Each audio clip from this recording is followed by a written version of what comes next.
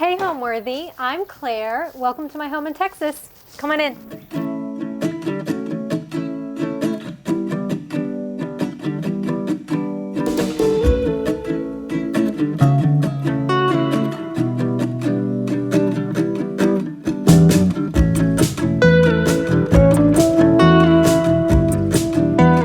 This summer, spend the hottest months of the year in style with Homeworthy as we visit the most extraordinary homes around the world. From the sun-soaked shores of the Hamptons to the classic beachfronts of Nantucket to the vibrant courtyards of Morocco, be sure to subscribe to Homeworthy's summer series to make every day feel like a vacation. You're watching Homeworthy, where we believe every home has a story. Hey y'all, my name is Claire Zinnecker and I'm an interior designer based out of Austin, Texas, and I live just outside of Austin in the country. And welcome to my home. So the story behind this house is that I actually was living in New York for almost a year and was itching to invest in some land outside of the city. I was just missing the feeling of just being able to get outside, feel inspired, take a breath. And I knew that I wanted that for myself, and I wanted that for if I have a family in the future. I wanted a place where kids could grow up and just run along a river. So I bought the dirt in 2018 and didn't have any more money to do anything, so I planned to just let it be as it is. And of course, best laid plans. I was with my aunt one day and she just casually was like, look at this house I found on Facebook Marketplace. Too bad I don't have a place to move it to. And I looked at it and was like, well, I have land. And I went and saw the house the next day, immediately fell in love with it, and I wrote the check with literally no idea how to move a house, what the heck I was doing, where I was gonna find the money. My plan was to invest in a piece of property and not live here full time. And then I met my husband. He was living in Colorado. I somehow batted my eyelashes and talked him into picking up and moving here to help me with this home. COVID hit. We were not working very much in Austin, because who was? Coming out here every day to work on the house, and it was just becoming a money suck. So we decided to rent out the home in Austin, pack up, and move out here in a construction site. Lived on an air mattress with bugs everywhere because we didn't have windows. And somehow he stuck around and married me, and now we have a kid. We live here full time. So again, best laid plans.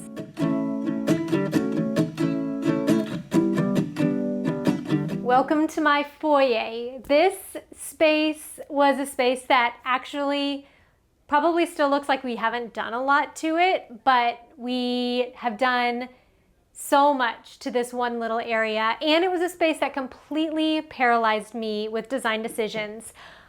Honestly, I wish I could talk to whoever lived in here first, because I cannot for the life of me understand this room. The material on each wall is different. The front doors are different colors. I don't know if it was two spaces put together at one point, but one was yellow, one was blue, and I was completely unsure of myself with this area. So I let it sit for a long time until we decided to get married here, and that kicked me into gear. And I had a plan to just paint everything white. And once we put the primer on this wall, I hated it. And so I was like, it's always been moody. It just needs to be moody. I wanted people to walk in and it to feel like you're transported into this era. Maybe it had never been touched before. And I really just leaned into that. But when I painted this other side was a beautiful wood, and it had this amazing wallpaper that we uncovered. When we got the house, the wall was only as thick as this beadboard. So you would touch this wall and it would go like this. So we were like, we need to shore it up in some way. And the space wasn't centered. So I ended up taking this entire wall down, moving it over a foot, and building it back up. And when we did that, we uncovered this beautiful wallpaper that was hidden actually behind this wainscot chair rail. So we moved those boards up so that you could always see this wallpaper. And I didn't want to paint it. And so I just decided to have this space be symmetrical, but also very asymmetrical in color. And so when you see it, you have a beautiful deep green and then a very raw, with the wallpaper falling off, historic feel about it. Maybe even a little haunted feeling. And I also did that to the ceiling, which my husband did not approve of, but there was wallpaper on all ceilings and walls with cheesecloth, and we got rid of a lot of it, but I could not bear to get rid of it on the ceiling in here. So we kept it. It's falling off even though I've stapled it up, and again, it feels kind of spooky and haunted, and I love it. So yeah, this space is what it is. This is a little bench I found for our wedding that I reupholstered. I actually, on this floor only, when we were pulling up the linoleum, it was lined in newspaper. So I wouldn't let anyone touch this room but me. And I pulled all the flooring up myself, and I saved all of the wallpaper. And it dated from 1920s to about 1960. And I took some of it and I framed it. So this is that wallpaper. This is the newspaper that was on the floor. This is a crossword puzzle from 1933 that is framed in another wallpaper from a room. This is also from this floor. I would say I'm a minimalist hoarder is what I would like to say. Everything at least looks good, even though maybe it doesn't work or serve a purpose, but it makes sense in this house. And I found this upholstery. Again, I tried to mimic the feel of the wallpaper that was in this space so that it just feels very gathered. I bought about 3 rugs and none of them seemed right. Again, I kept leaning into this light colored feel and it just didn't make sense. So I found this deep, dark vintage Ushak that I think is beautiful, even though it shows all my animal hair. And yeah, everything is just a very lovely collected thing. We put these pewter sconces in. These are the original transoms with the original lead glass still in them. This chandelier I found in a client's house that they were tearing down.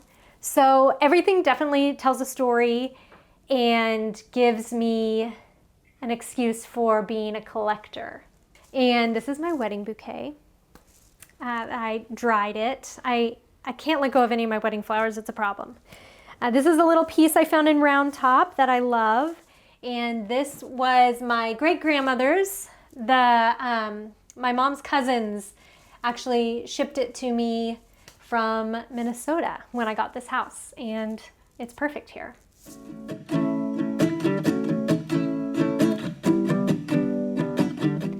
All right, and now we are walking into the main hall, I guess. It serves as a little seating area and also dining room.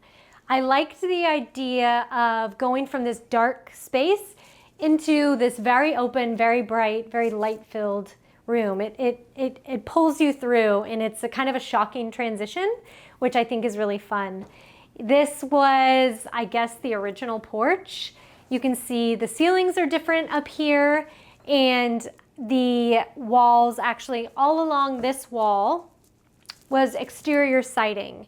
So we pulled all of that off and put in new sheetrock, which also is just primer because someday I will lime wash it. Just haven't had time yet, which is cobbler's kids never have shoes, right? So this was the first piece I bought for the house before the house was even really the house. And Adam and I bought it on my birthday. I think it was like $200, which is crazy. And I love it so much. And it houses my collection of random things. So I always have fresh flowers. We actually have a cut flower garden as well. So we actually use this all the time. I I've collected every jar in the world, as you can see, things that, you know, I probably will never use, but things that I use all the time. And then I also have an affinity for silver. So I have a little bit of collection of that as well. And, you know, just bits and bobs, things that were in the house when we bought it that I haven't used yet. You know, this is one of the door latches on the door that we haven't put back on yet. And, you know, I have, let's see what else I have in here. Gosh, it's kind of embarrassing. There are tons of fossils at the river. This was a fossil that we found. It's wild.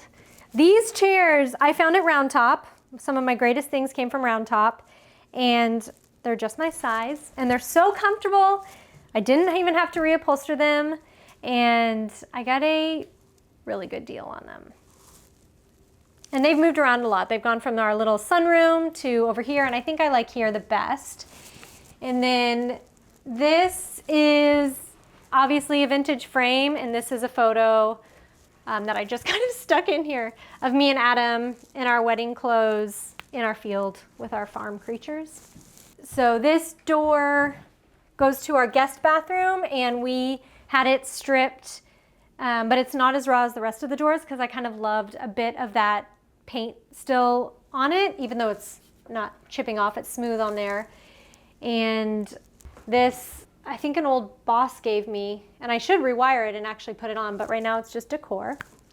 This is a French mirror that I got a really good deal at Round Top on, and it's perfect. This space, I was gonna have shelves on it shelves in it when I designed it, and then it's kind of just become this changeable art moment. Sometimes I have art, sometimes I have our Christmas stockings, and now we have this mirror.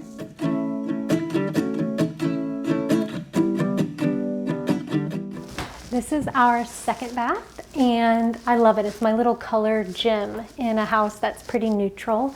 So we did a Roman clay in here with Portola paints and did it ourselves.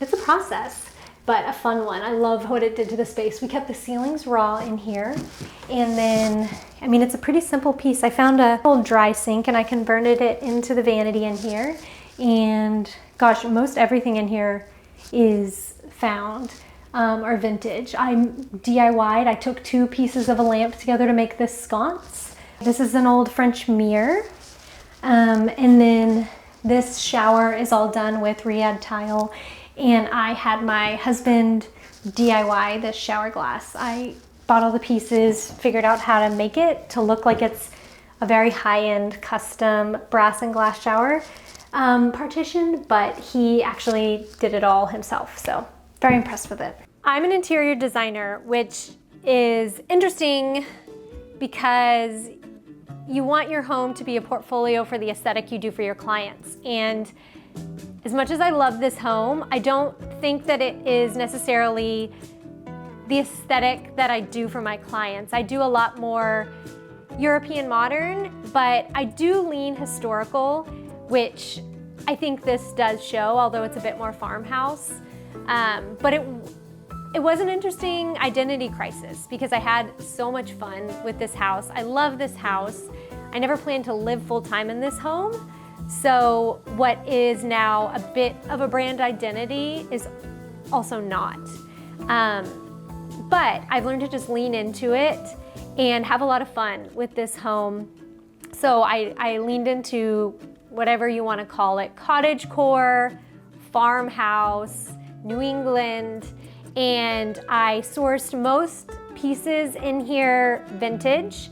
One, again, because of budget, but also because I just really wanted to lean into the story that this house tells and kind of show people that you can still live a modern life with repurposed pieces and have a lot of fun with those and have a lot of fun with the texture. So looking around, maybe some lighting, our bed and our sofa, and some of the cabinetry is new, but everything else is thrifted, vintage, antique.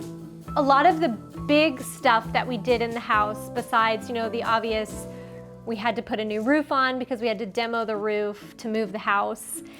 We had to pull all the 4 layers of linoleum off the floors. We pulled all the sheetrock off the walls. We pulled all the sheetrock off the ceiling. So those were really big, necessary things. HVAC, never had HVAC before.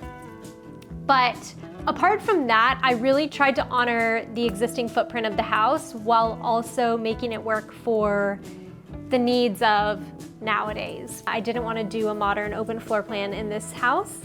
And something else that was really interesting was that there was at least 1 door or window in every single wall. So there was literally no place to put a bed. So we had to kind of rethink things like that, which means moving windows, closing in doors, and just making it a functional, practical home, but still honoring the original history. We tried to find replications of trim where we could. We kept a lot of the wood. We kept the original floor. I tried to not touch floor and ceiling in the entire space.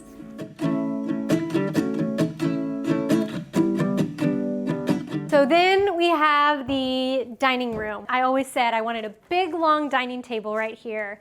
And so I have it. And we use this table for everything. We office here sometimes. We have big dinners here.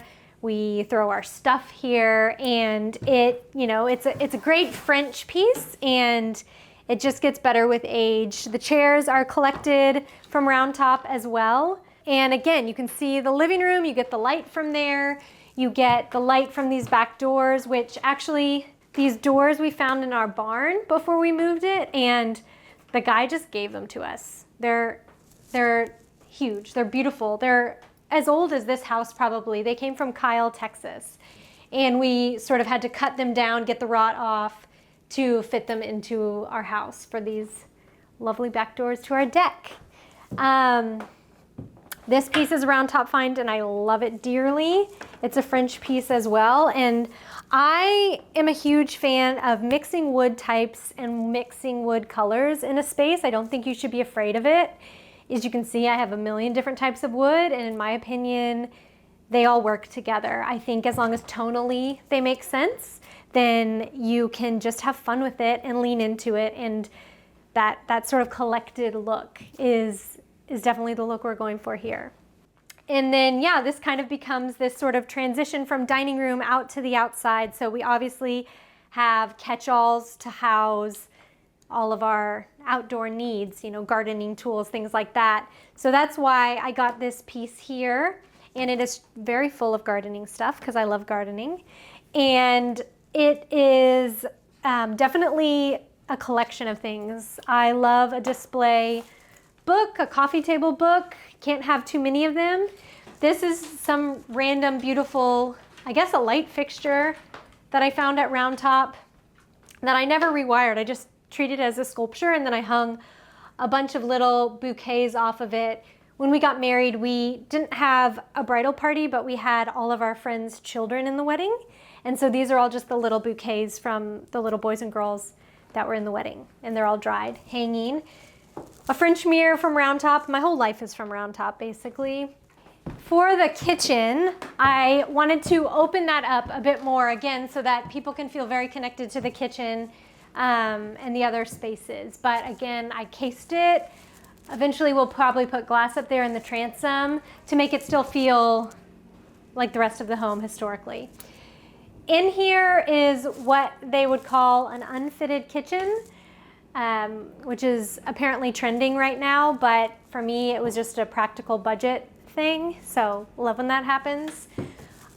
We had one bank of cabinetry that is obviously practical, purposeful, new, but everything else is a bit of a hodgepodge of cupboards, Hoosier cabinets, and just anything I could find to fit necessary kitchen items. We did open shelving in here. Again, I wasn't planning on living here full time, so this was kind of like a fun vacation home. And practically speaking, I think uppers would be helpful in here, but I do love a good styled moment, so I make it work. I really leaned into the historic feel, and I found a vintage stove and fridge off Facebook Marketplace, drove hours to get them. My dad had to help get them out of the people's homes, and then I found someone to restore it. So we cook on this every day, and it actually works really well. I found this sink in the barn before we moved it, and he sold it to me for a couple $100s. And I built this base that it sits on. I can't believe it's still standing because I did it very haphazardly one day because I was determined. Everything was to the studs, and I was like, the sink must be in the house. So I built it one afternoon, and I lugged it in myself and put a sink skirt up, and it's served its purpose really well. We put in these windows. So the original kitchen had one window here and then one window there, and I found these windows in an antique shop and put them all in so you can have a view of the land and the river, and then took halves of them to create those there. I found this island. I get a lot of questions about it. I found this island on Facebook Marketplace for probably like $75, and it's perfect. We use it all the time. This cupboard is one of my favorite finds. I got this at Round Top, and I store my collection of random jars and vessels that I use, and all our cups go in there, and it works out perfectly. Who needs a pantry? I cut these from our olive tree today. We have amazing gardens outside, and so I can forage and use one of my many vessels that I have a problem with collecting. And we always have fresh flowers, whether it be greenery or zinnias, cosmos, something from the cut flower garden. This piece of marble, when I was just starting out, just out of school, I was gifted a remnant of a piece of marble. It was longer than this and bigger. I was gonna make it into a dining table. I was very excited, and my carpenter broke it. It was very tragic, but it was super expensive in my mind. And so I've carried it with me from every house, and I love it. I love a piece of marble just as a styling piece. And again, I think the more you layer, the more lived in something looks, and the less you care about it being perfect, the better it is, and really the more warm and inviting it is for someone. I'm kind of just wowed that we're living in this home that has been here standing for so long and is still standing and is beautiful. The 2x4s are actually 2 inches by 4 inches. The wood is all longleaf pine. So I just feel really proud that I have a piece of Austin history. I feel proud of how we've honored it, and I just feel really grateful for the challenges that this home brings, as well as the benefits. My husband and I love having people out to our home because it serves as a reminder of what a beautiful, unique experience we have here. And I think the one that I've gotten more than once is about the home, and I think it's about the land. But people kind of say, like, I feel like I can breathe here, and that makes me really happy.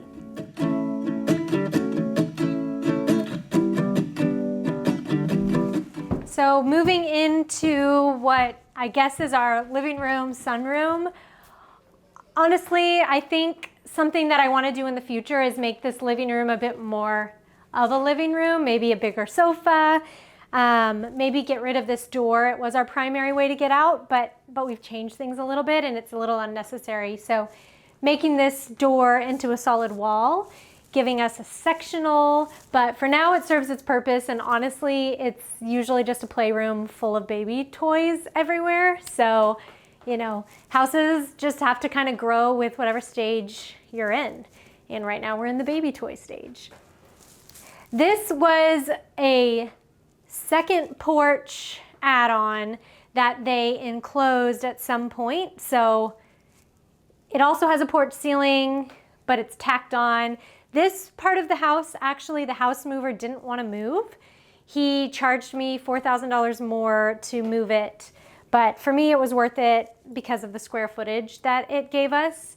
And these windows were all here already. So I love this space. It's just like not very fun in the summer, obviously, but it is just the brightest, most inviting room. Always full of light everywhere, which is really fun. And you sit here and you have a great view of the dining room and the kitchen. So again, it all feels very connected. When we have gatherings, everyone can be in multiple places and they can still communicate with each other. A question I get asked the most when I post a photo of this space is where I got these window treatments from.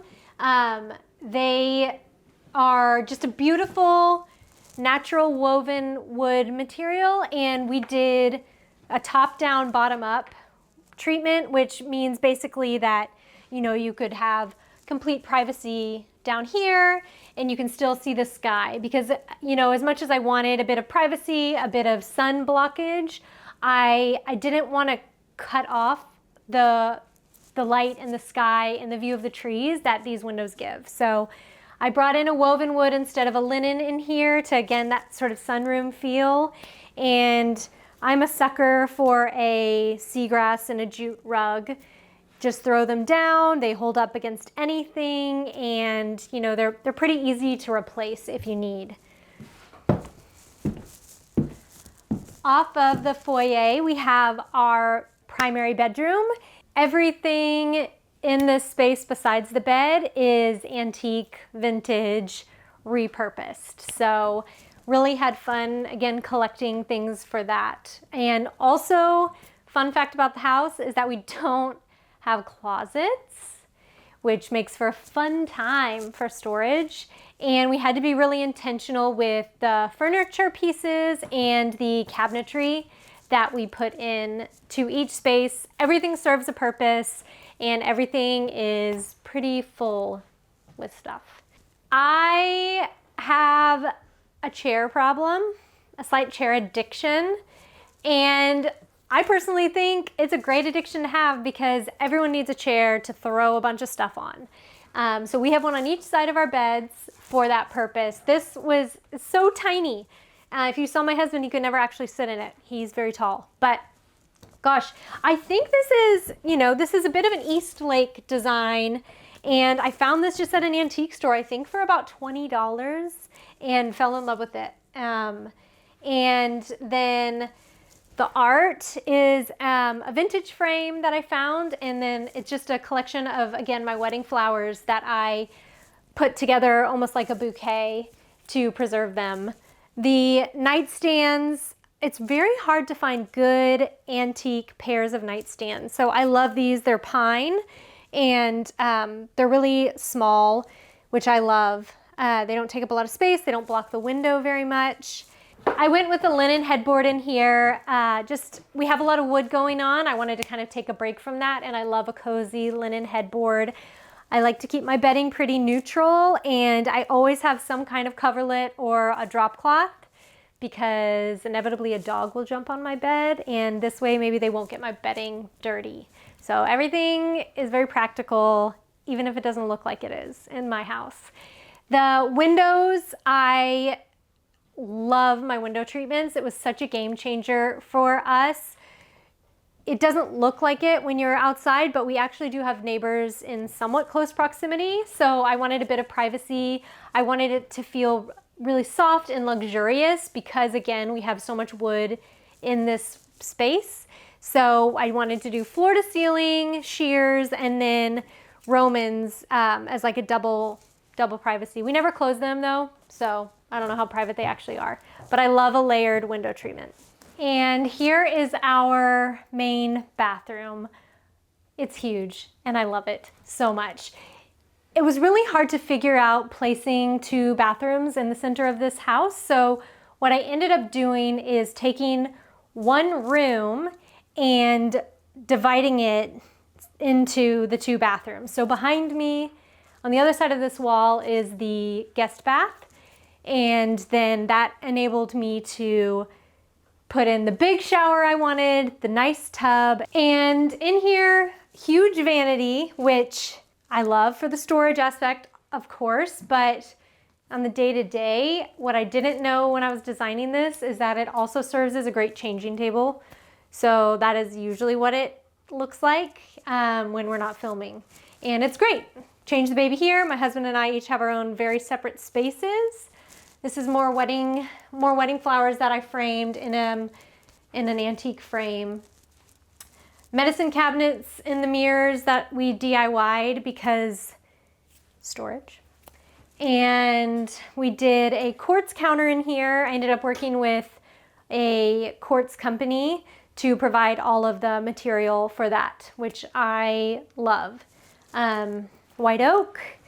These floors and the bedroom floors were terrible. They were like I said, a dark red, brown, shiny. And when we sanded them, we had to be really careful because they were very much on their last wear layer. And when we did that, they were really orange. And I was not sure what we were gonna do. We did a ton of mixes, kind of like a clear coat mixed with a bit of a whitewash to get this beautiful, I think beautiful, light wood feel. It really cut the orange. They're the only floors we've redone in the whole space. Everything else is a little bit of a splinter. In here also, some fun facts are that here is some original trim that we were able to preserve. This is a vintage door that I found. We DIY'd this paneling all the way around as well. We have a vine that lives in our house, which my husband hates, but I love so much. It's like a jungle in here.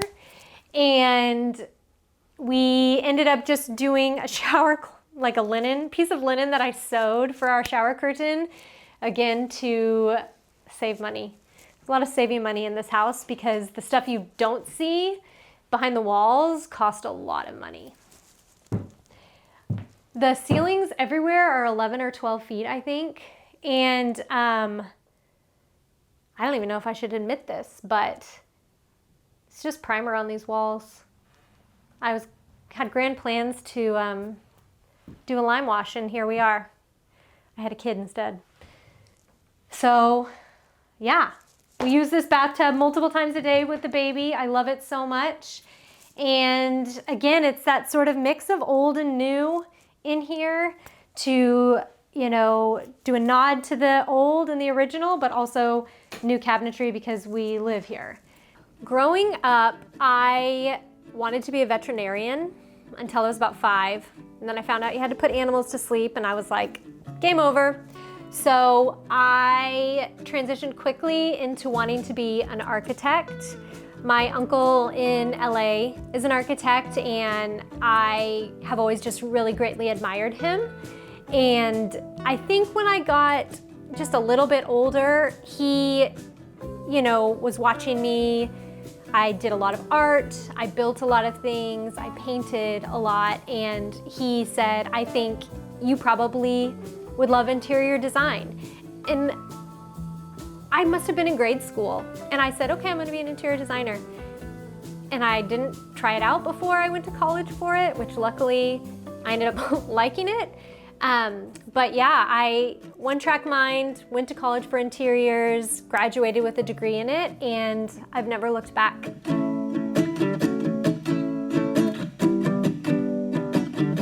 Off of the foyer on the opposite side of our bedroom is the guest bedroom, now turned nursery. I love this room. This room has to-the-floor windows, which when I got this house, they had a window unit here, and then I think they had just boarded up part of this. So I didn't even know that the windows went all the way down, which was a very fun discovery. But we had to kind of remake the windows to make them work. I tucked her crib in here, but we kept the bed as well. I slept in here some when she was a little baby, but now we don't really use this bed. And I kind of go back and forth on if we keep it or what we do with this space. So this little wardrobe piece was gifted to us by my mom's friend, and it houses all of her clothes. That and a dresser is all we have because, again, no closets. There was a door here in the middle of this wall that we had to get rid of so that we could have a bed wall. Adam and I did this wall ourselves, and we just loved the colors that came when we started piecing this together, and we also worked really hard on it. So we decided to keep it and not paint it, which I love it. I go back and forth on if I want to wallpaper it. We sealed it just so that there's no paint chipping off of it, of course. But again, it's a bit of a nod because we ended up painting this ceiling, and I always like to keep a little bit of original in each room. All right, so next up is my office. I work from home, and so I really work all around this house, but when I can have a moment of quiet, I work in here.